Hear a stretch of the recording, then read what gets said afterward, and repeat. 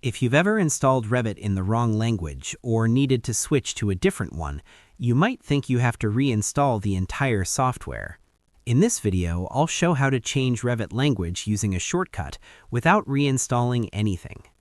As you can see, Revit supports multiple language options. For example, I currently have Revit 2025 installed in the Czech language. If I want to switch it to another language, such as English United States, I can do it by modifying the shortcut settings. Start by right-clicking on the Revit desktop icon and selecting Properties. In the Properties window, locate the Target field. Copy the entire target path using Ctrl+C, then click OK to close the window. Next, right-click on the desktop again and create a new shortcut. When prompted to enter the location of the item, paste the copied target path into the field. Now you need to modify the language code at the end of that path.